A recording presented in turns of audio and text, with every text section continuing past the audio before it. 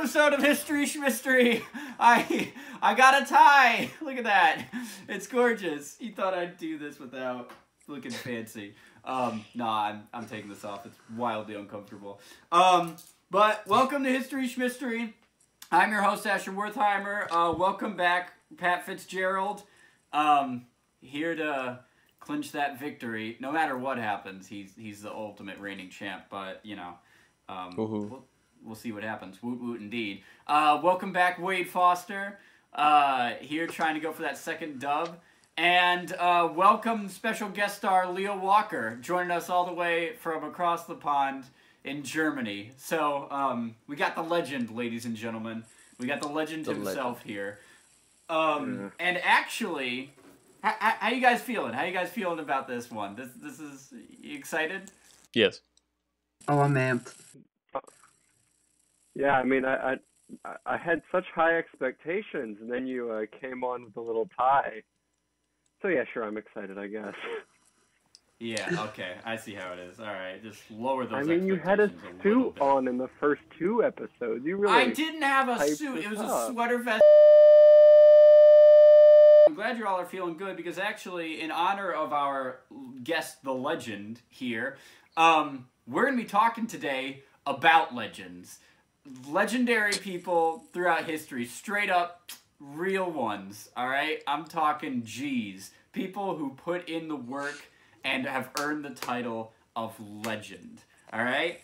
There's some big ones we got going today. Only 2 of them, but I wouldn't hold off on declaring a winner until the last question has been asked. Let's just put it that way. You mean the second one? No. Oh, wait. Is it not one question per person? Is it like multiple per historical event? Yeah. Yeah. Oh. Do you watch the show? Have you even watched it, Leo? You've supposed to be doing your homework! I don't even know. What is this about? Chemistry? I'm so... You know what? Get off of my show. All right. Here we go. Are you boys ready? Yep. Let's hit it. Our first story is of Roll Veigar.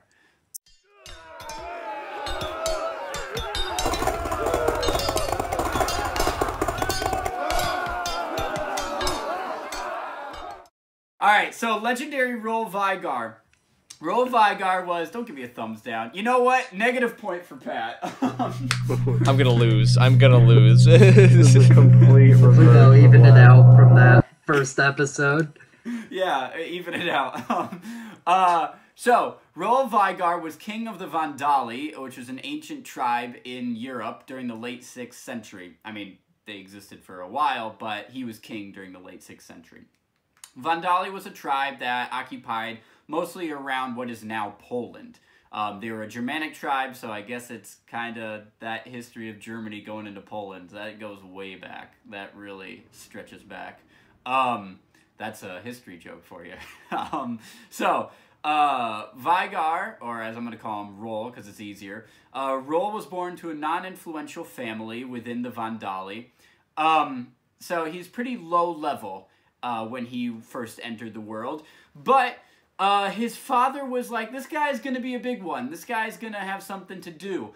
And he figured that at the very start of Roll's life. So your first question of the last episode of History Shmistory is, what event at Roll's birth was assigned to his parents that he was going to be a strong warrior?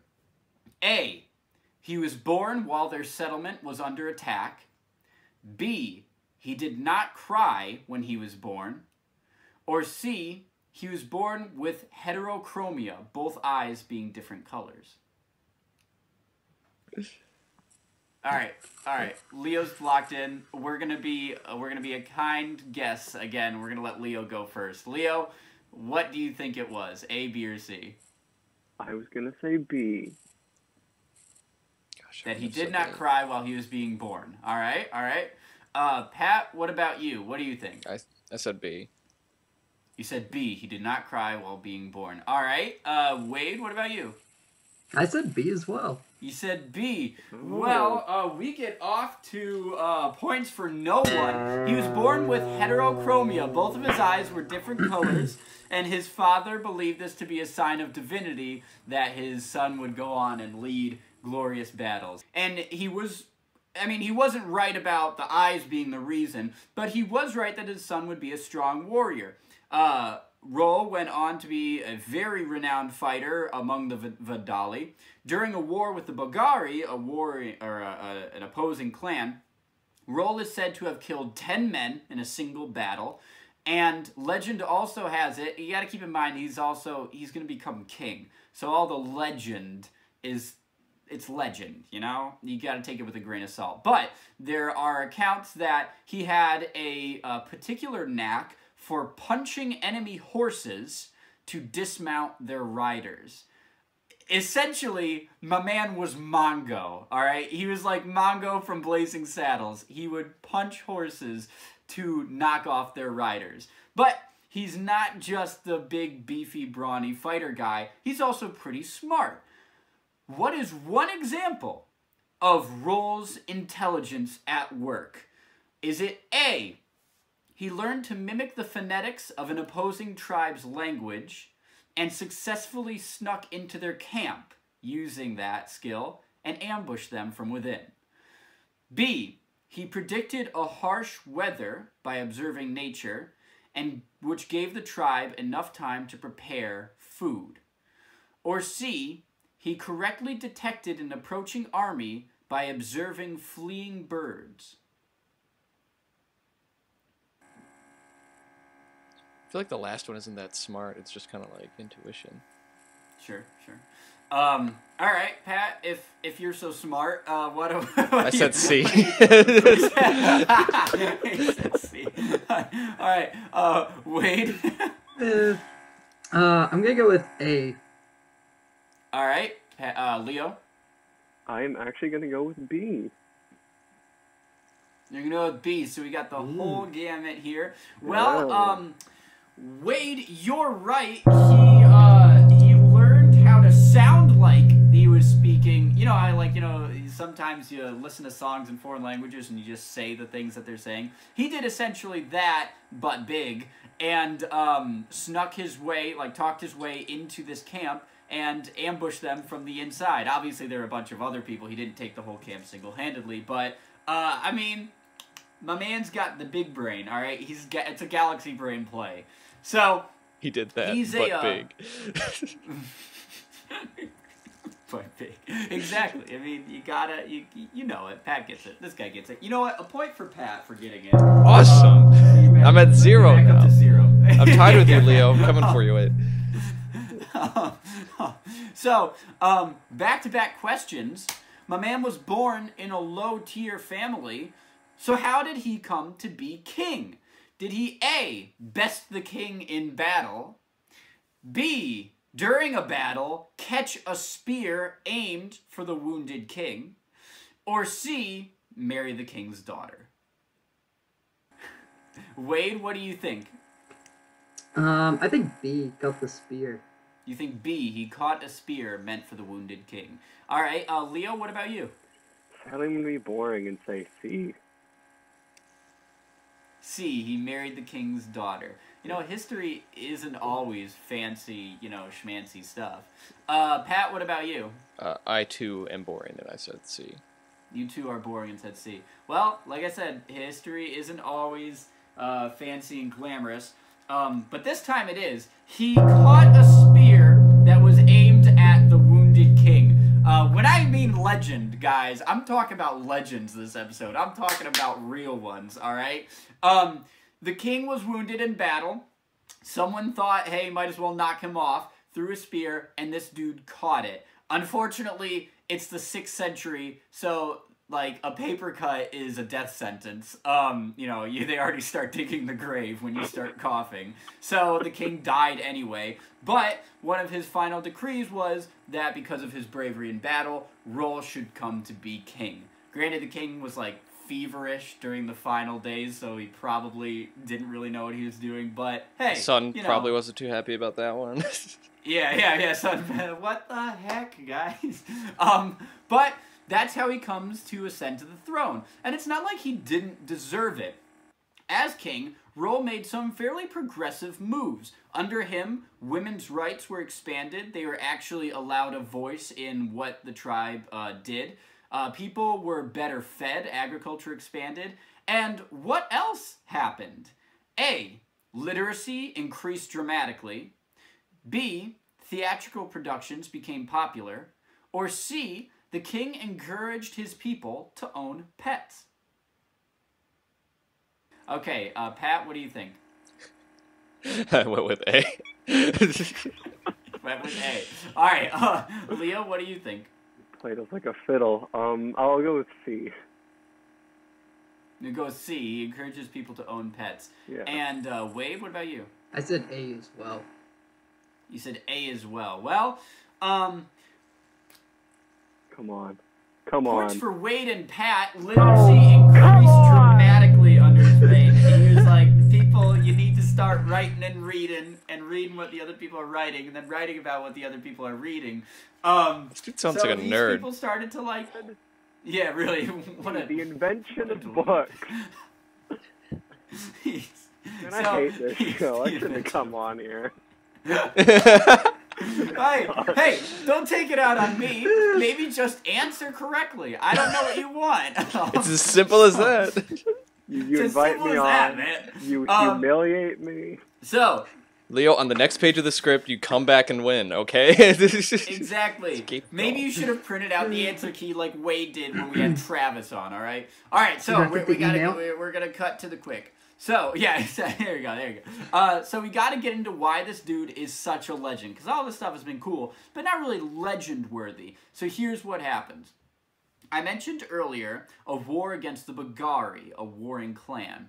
This war began during the reign of the king before him and continued into Roll's time.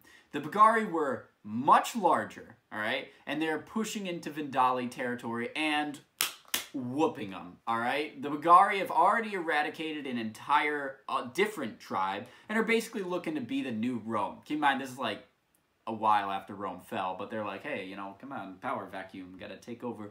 So, war's not going well. Vendali are losing ground.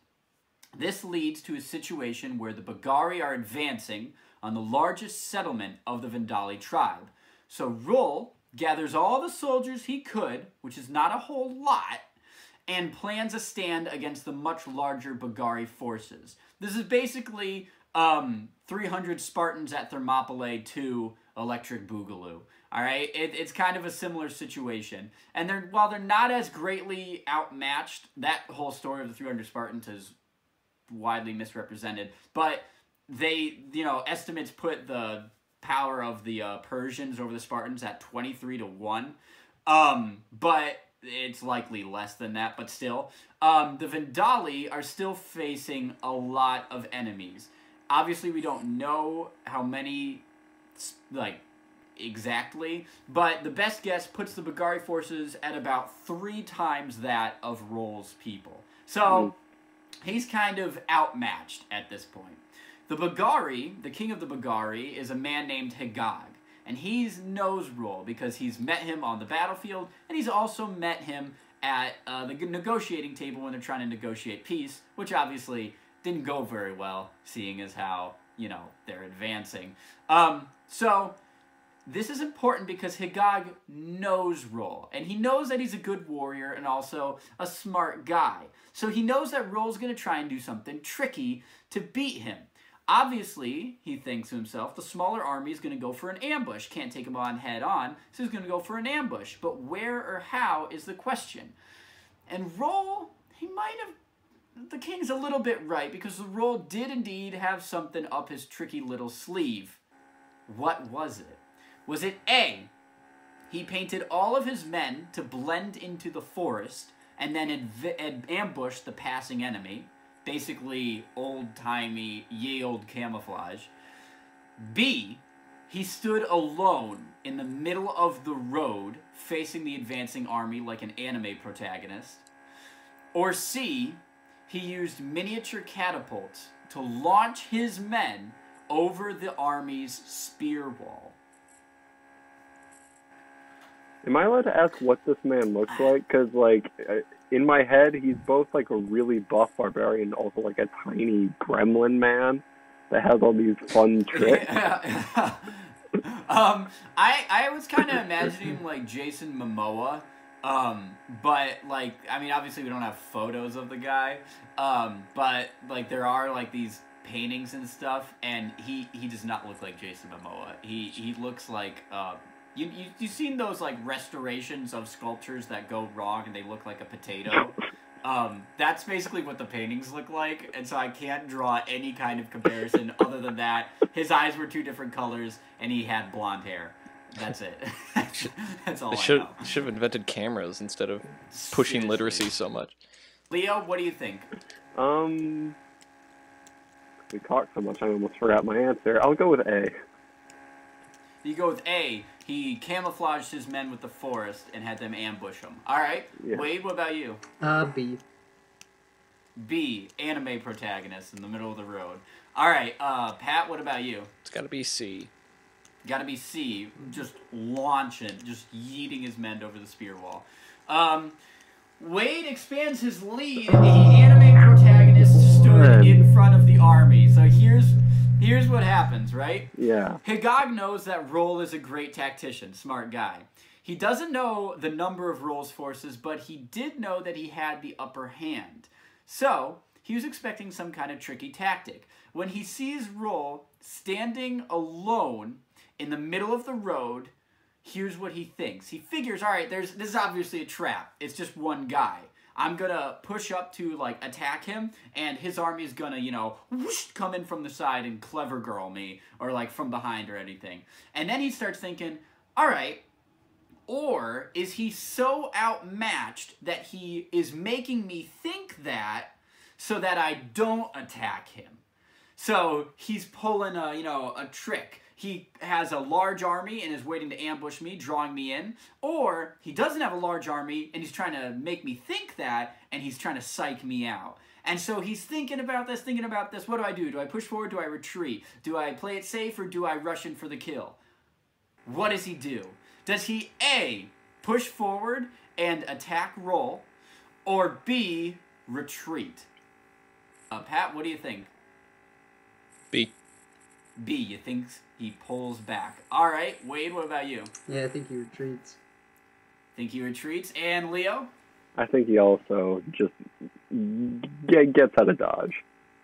He thinks he gets out of Dodge. Yeah, Well, sure. points for everyone.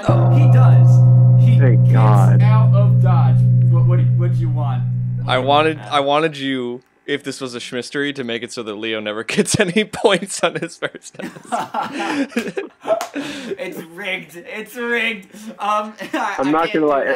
If I had 0 points by the end of this, I would just not talk to you again. That's just not gonna happen. Well, you have at least a point. He does retreat. He figures it's best to play it safe, and he pulls back. Obviously, we know Roll was bluffing. He just psyched his guy out. And during the night, Roll and his army quietly slip away. And this trick actually saved the people of the town because it bought them pretty much a whole day to evacuate, saves thousands of lives, and they do retreat. The Vandali would ultimately fall, but not to the Veigar and not during King Roll Veigar's lifetime. He effectively kept his tribe going on for another couple of decades there. So that brilliant piece of tactical knowledge is why King Roll Veigar is a legend and featured on this legendary episode of History Shmistory. Or is he schmegend? What do we think? Do we think this is history or Shmistory? True or false? Real or fabricated? What do we think about it? Wait, Pat thinks he knows. Wait, is this the gimmick? Is every single historical event you present possibly He false? didn't watch any of the episodes. I even explained this to you. Yes. I thought all of the facts some of them about could the be... historical event were the Shmistory. I didn't think the whole thing. Oh man, I feel like the rug is going to be pulled Yeah, out no, it under could me. be. It might be Could true. be history, could be Shmistory. Yeah. And I will fully admit, I shouldn't be surprised, but I can't help being surprised. That's what I'm here for. We're going to start with Wade since he's in the lead. Wade, what do you think? For 5 points, remember. This is worth 5 points. History or Shmistory, Wade? History. You think history. You think it happened. All right. Pat, what about you? Shmistory. You think Shmistory. It didn't schmappen. Yep. There, that's, oh, what a tradition. I'm going to be sorry to see that go. And Leo, what about you? I was really torn. I really thought about it for a while. I think I have to go Shmistory. I think there's just, it's a little too, I think the spear catching is what really, that seems like a really difficult thing to pull off. I do not believe. For some reason, that's really sticking in my head. Maybe he caught it by just, taking it in his shoulder instead of letting it hit the cane. All it says is he caught it. All it says in my notes is that he caught it. I couldn't tell you, because that would give away the surprise. This is Shmistory! Not real. Pat pulls into the lead, followed by Leo, but it's still anyone's game. Oh man, this show is great. I'm so glad you invited me on here. It's so wonderful. Thanks, man. This is really great. Now that I'm in second place. Yeah, I mean, we go in. I gotta admit, I wasn't feeling this show when I was behind, but now that I'm in second place, this is a really great idea.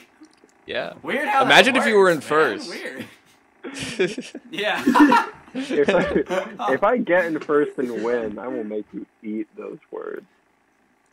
Yeah, that is. That's. Well, we'll see what happens. We're going into our second story with Pat in the lead with 7 points, Leo close behind with 6, and Wade close behind with 5. So it's still anyone's game here. And our second story is of a real legend. Now, Roll, great guy. Okay, he basically prolonged the life of his. He was fake. Tribe. But I'm talking about he was a legend.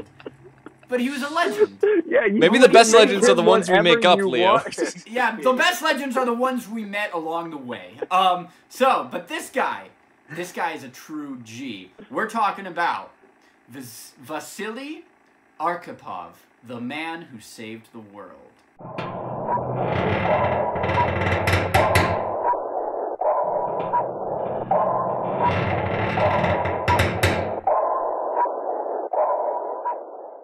Vasily Arkhipov was born to a peasant family, kind of like Roll, in a small town near Moscow. I think you know Arkhipov went to naval school. Arkhipov went to naval school and fought against the Japanese with the Russian Navy in August 1945 aboard a minesweeper. We're that far ahead. Okay. Yeah, we're jumping ahead. I'm not telling you anything about this. We're going to figure out along the way. It's going to be a surprise how he did this. Which, interesting, I want to note, he fought against the Japanese in August 1945 aboard a minesweeper. So, for 6 days. Because... Yeah, no, I was going to say, I thought it was Shmistory immediately, because you said 19, wasn't the war basically over?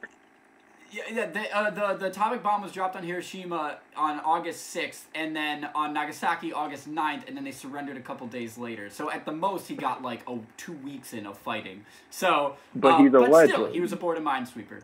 Doesn't matter, got he is enlisted. A legend. That's not what calls him a legend. That's not what makes him a legend, but we'll see. At that point, also, quick note, he hadn't graduated naval school. They were just kind of come on, come fight. So he went to a different naval school and graduated in 1947. So, graduates naval school in 1947. He's part of the Russian Navy. And on July 1961, he's appointed deputy commander and executive commander of a new Hotel-class ballistic missile submarine. So, he's basically He's not the captain, but he's second in command. He's running the day-to-day on this stuff. What was that new hotel-class ballistic missile submarine's designation? Was it A, H-22, B, K-19, or C, J-61? I don't even. It's Pat's just a complete. It's just a complete guessing game. I don't even know how you would determine what this is with like any sort of logic. I don't know. Come on. Also, wait. Why was the Russian? Why was the Russian submarine using English letters? Well, this is the translation. Why was it using English numbers? Yeah, really. No, I'm fairly certain that was carryover. Wade, what do you think? Oh, I said B. B, K-19. Wade, what about you? Who? K-19. Pat, what about you? B. No! You think B, K-19 K-19 as well. All right, Leo, what about you? I guess I'll go C. C, J61. Wade, you tied up with Leo. Pat, you pull farther ahead. It was K-19, which is amazing to me because I thought like K-Quartet 1919, like it's the Stephen King is right. All right, 19 is the magic number. So Stephen King. He's aboard this ship. Now we know for sure Asher did this one. Hey. Remember Flight 19? That was a real thing. Remember Flight 19? We all thought. Okay, so aboard this submarine during exercises, the sub's reactant coolant system develops a leak, which leads to the coolant system failing. So basically, in order to avoid a reactor meltdown, a nuclear reactor meltdown, the commander of the ship, Zatayev, orders the men to work on a solution. They eventually solve it. Right? They're like, hey, we got a solution. But also, bad news, everyone on this submarine has been irradiated while, like, all this radiation's leaking out. And people are going to die. How many sailors in the next 2 years died as a result of that radiation? A, 23, B, 30, or C, 33? Pat, since you keep giving me the thumbs up, what do you think? Nice. Pat abstains. A. A, you think 23 sailors He's just died happy to be here. over the course of the 2 years. Leo, what about you? I was gonna say C. C, 33. And Wade, what about you? C as well. C as well. Pat extends his lead. 23 sailors died over the next 2 years as a result of that radiation. But our boy, Arkhipov, does not. He doesn't succumb to that, and that's really good. So, and we're about to see why. Is that why he's a legend? Because he just didn't die of radiation? Nope, that's part of it. That's just part of it, but that just leads into his legend, and this is the legend. He is reassigned to the B-59 nuclear-armed Foxtrot-class submarine. This is the very next year, and on October 27th, 1962, during the Cuban Missile Crisis, the sub is in international waters and is discovered by 11 U.S. Navy destroyers and the USS Randolph, an aircraft carrier. So the Americans come across this nuclear Russian sub in international waters. What do? Do they A, radio the sub to surface? B, leave them alone like you're supposed to do when they're in international waters? Or C, drop depth charges?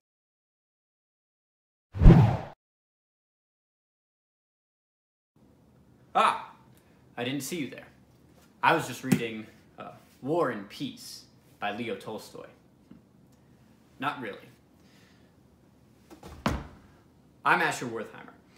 You may recognize me from 22 Hours to Park City, the podcast, or Tales by the Campfire, the radio program, or that photo, or perhaps this show that you're watching right now. You see, I'm here right now in the future because back when we were recording, we had technical difficulties, and I lost my recording, at least a good portion of it. So I'm filming some extra stuff now to show you the rest of the show without having some weird title cards talking about it.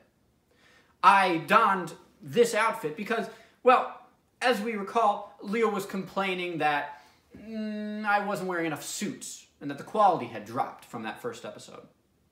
That last one was Pat's remark, by the way. So I decided to show that I can do this.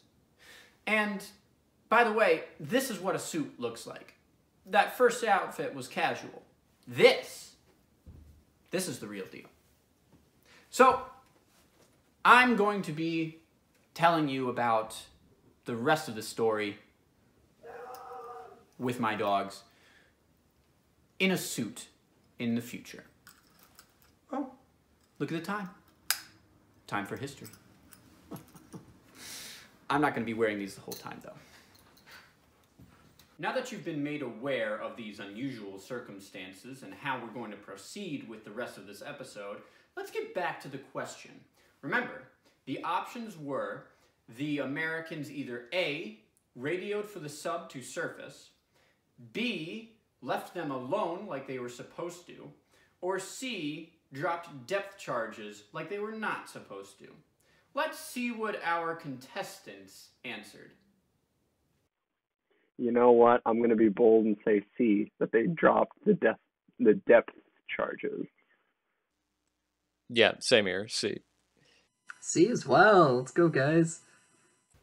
Congratulations to everyone for earning a point on that one. Our pride in America is just palpable. We're always doing the thing.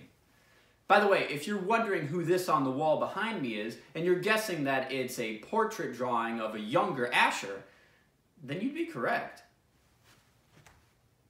Look at that face. Anyway, we're at the point where our hero Arkhipov really comes into his title of legend.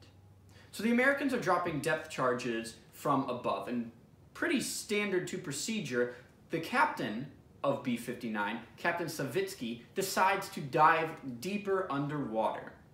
And a discussion begins amongst the command of the submarine. They start asking themselves, why are the Americans dropping depth charges when the submarine is in international waters?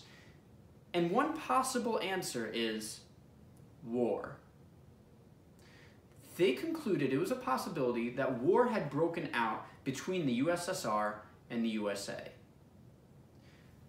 They wanted to confirm this with Moscow, but couldn't, because as they had dove deeper, their radio contact had been cut off. The radio waves couldn't move through the water. So, they were blind.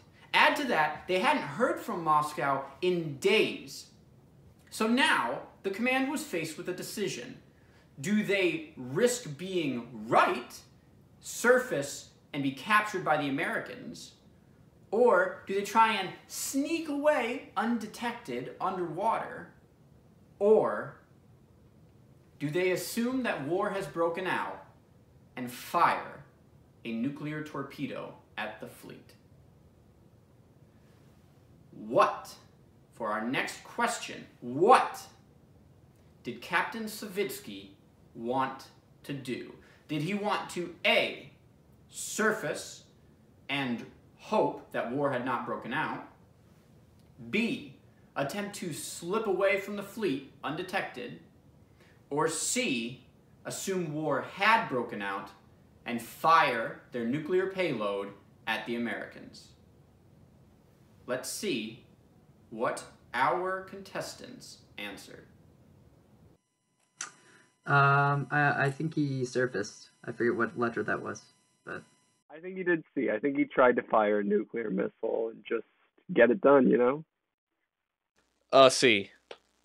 You hold it together. Don't you dare ruin this for me. Don't you crack. You hold it together. Oh, hi, welcome back. So, we've heard their answers. Wade thinks that it was A, the captain wanted to surface. Pat and Leo both think that he wanted to fire the nuclear weapon. Well,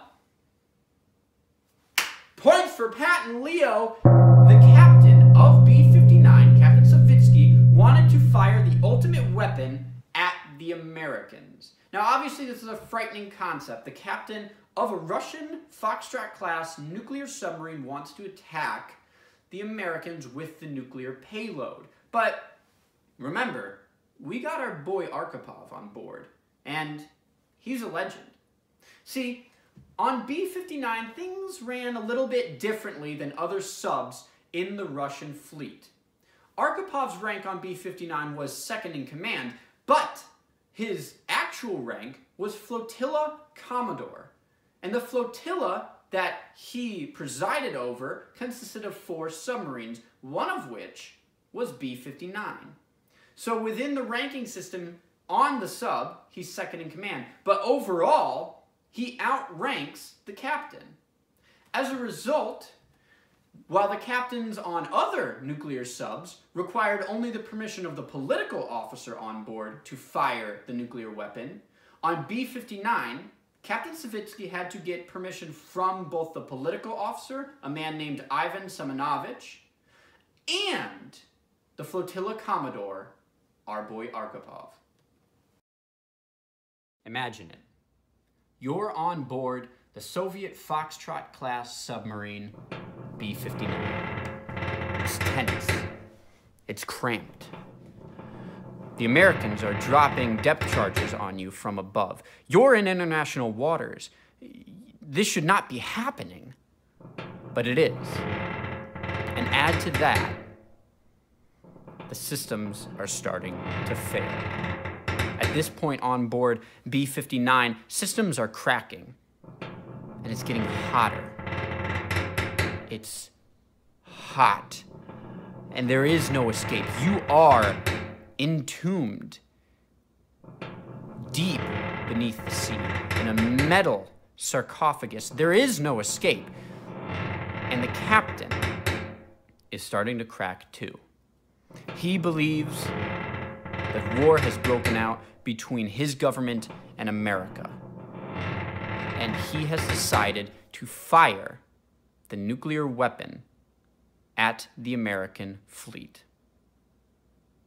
On any other submarine, he would only require the permission of the political officer to do so. And on board B-59, the political officer, Ivan Semenovich, signs off. He says, do it. Fire at the Americans. Any other submarine in this position would have fired. But B-59 didn't. Why? Because of one man, our man, Vasily Arkhipov. Arkhipov accounted for the possibility that war had not broken out, that the Americans were simply acting of their own accord. He figured that any nuclear strike by a Russian submarine would inevitably cause total nuclear war amongst the two superpowers, effectively ending civilization on Earth. At this time in the Cold War, American bombers were constantly circling the Atlantic, ready at any point to strike their targets in the Soviet Union. One nuclear missile would be all it took to end the world. And that decision rested in Arkhipov's hands. So, he didn't want to make the wrong call. He chose not to fire that missile. And because the captain couldn't do so without his approval, the missile remained in its silo. Granted, the captain did try and convince Arkhipov. Even the political officer, Semenovich, tried his hand at dissuading the Commodore. Arguments continued aboard the sub, but in part because of his actions on board K-19 the year prior, Arkhipov had a reputation, and people respected him. And he held his ground. He told the captain to surface and await orders from Moscow. The captain, without a unanimous decision, was forced to do exactly that. Indeed, they discovered that war had not broken out between the two superpowers. They returned to Moscow and faced the Russian government, which greeted them how?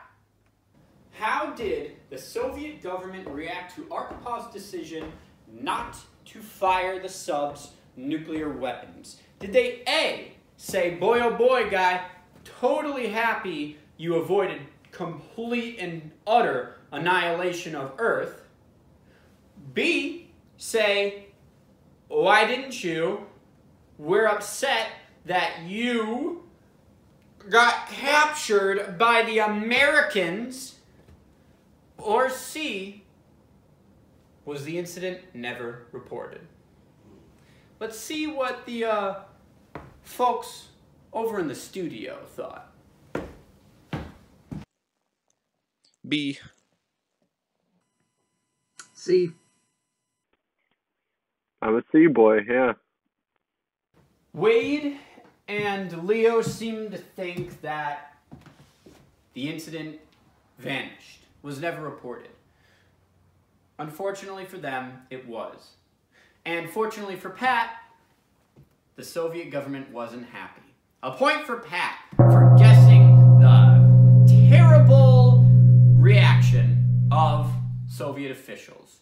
They were more upset that the sub had been caught than they were happy that Arkhipov decided not to end the world. Yeah, go figure. Regardless, actually, not regardless, one of the officials was so angry that he took off his glasses, smashed them against the desk, and stormed out of the room when he heard that they were caught. I mean, what kind of priorities do these people have? No. It's okay. It's all right. Look at those cheeks. Arkhipov was later promoted to Rear Admiral and then later Vice Admiral.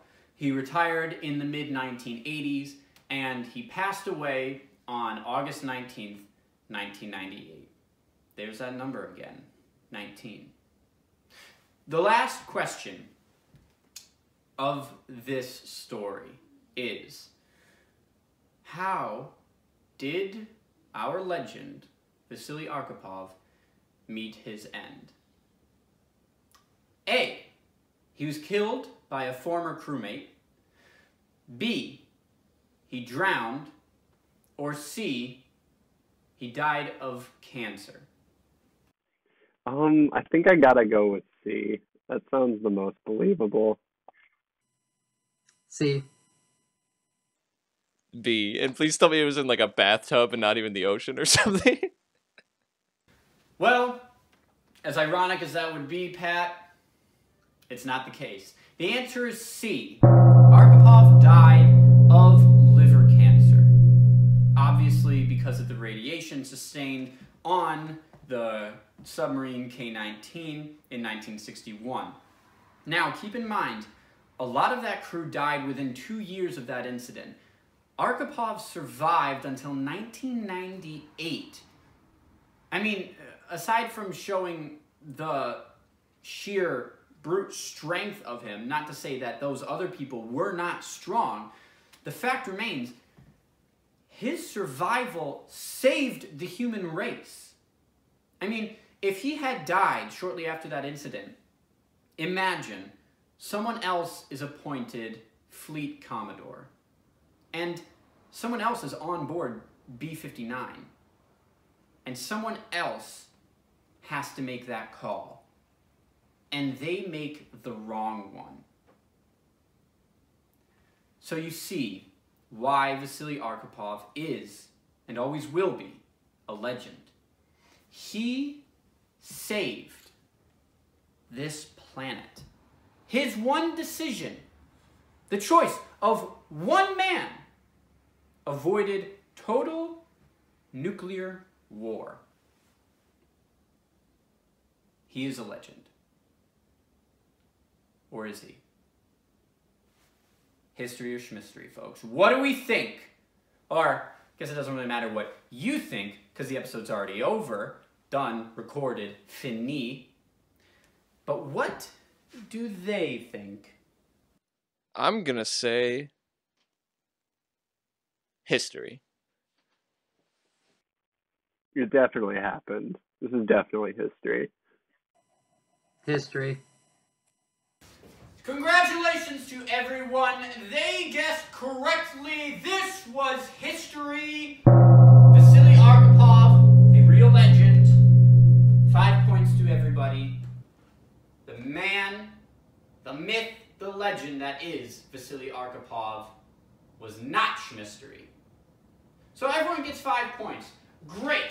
Who does that leave as the winner? I don't know, because I lost my point tally sheet from that day. It might be upstairs, I'm not sure.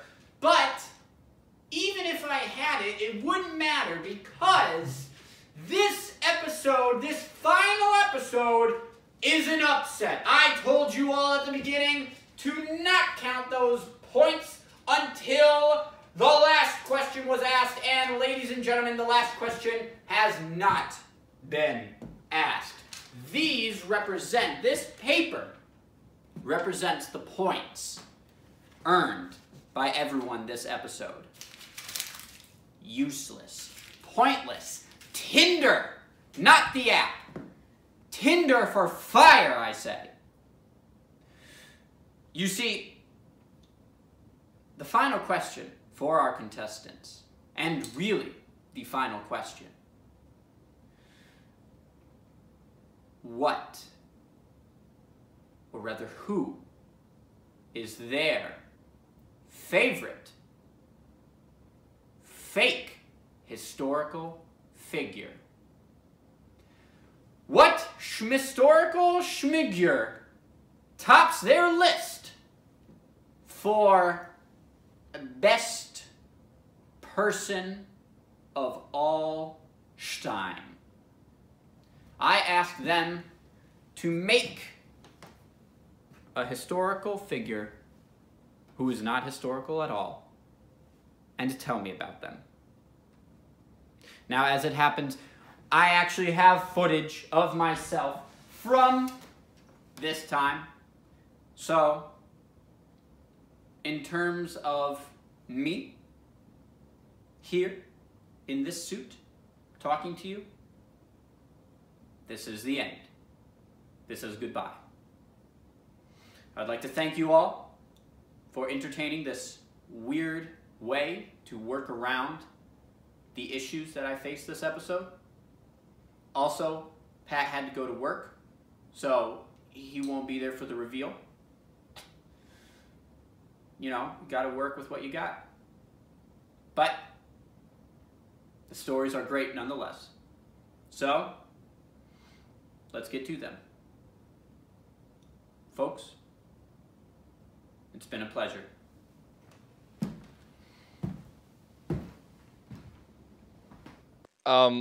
Archibald Donnelly, who would spend his days as a serial killer, pushing children into factory components in industrial America.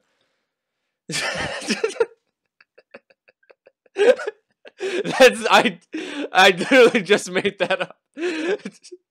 Lifetime friend of Andrew Carnegie. I'm gonna go with Louis Pitone, who just liked to go out at night and go on very long walks because he didn't like his wife, and he lived in America during like the probably, what would this be, like 1600s, late 1600s, and very tall dude, and he's the reason for Bigfoot. Couple people saw him taking a walk in the woods and they thought he was Bigfoot. I was gonna say Ronnie Donovan. He was sort of in the. He was an old like Marxist student activist who convinced JFK to have sex with him. He's the one man JFK had sex with.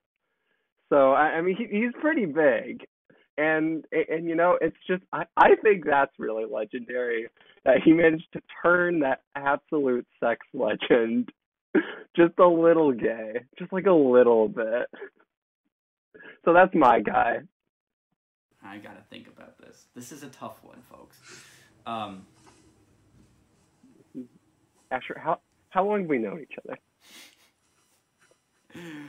A while. Yeah, a while. But this is a lot, Leo. This is a lot to put on me. The gentleman. And you know what else is a lot? What? Our friendship. I know. You think it hinges on you winning his? Hey, guess what? Our friendship's strong enough where I won't leave if I lose this. That's true. Wade, you got a good point. Thanks for that. I appreciate that. I'm literally never gonna talk to you again if I do not win this. It's Wade. No, I'm kidding. Very different strategies here. I gotta think about this. I will block you on every conceivable form of communication unless I win. You can't block a messenger pigeon, baby. I gotta think about this. Yikes, this is tough. I like Pat's kind of just off-the-cuff bizarro thing. I also like Wade's just because it's so dumb. And I like Leo's because it includes one of my favorite presidents. I like that you included JFK in it.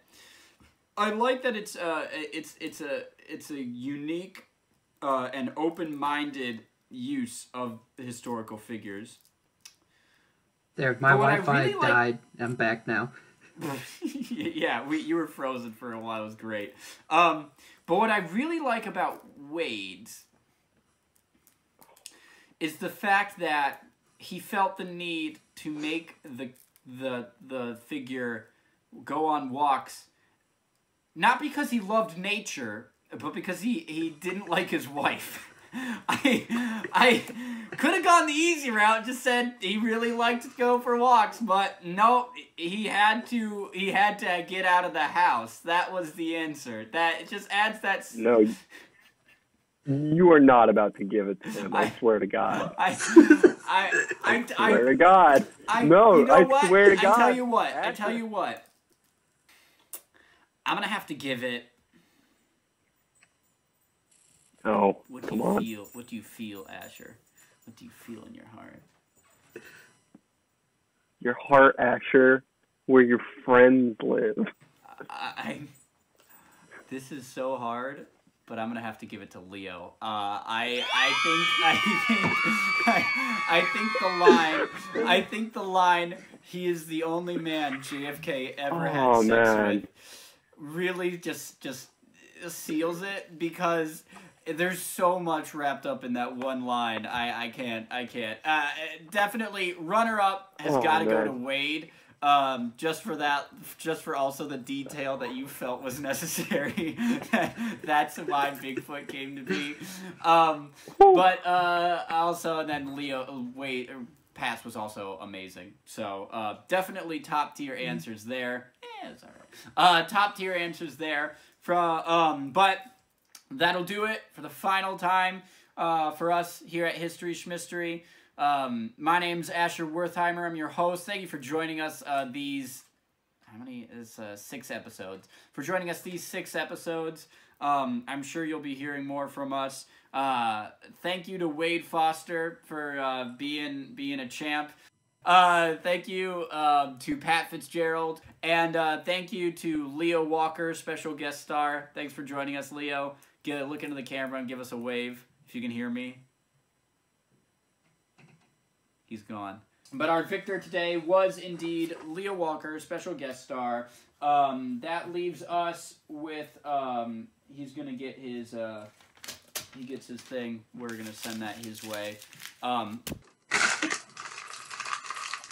Oh, you stole the victory. Dang it! I get. He intercepted it, Leo, and you're not here to defend your title, so I don't know what you want me to do. That's it. That leaves us with a total victory tally of Pat Fitzgerald with 4 victories, Wade Foster with 1, and Leo Walker with 1, and Travis Garner, special guest star, with 0. Big sad on that one. But been a lovely season. Thank you all for joining us. And for the last time, for once and for all, good night!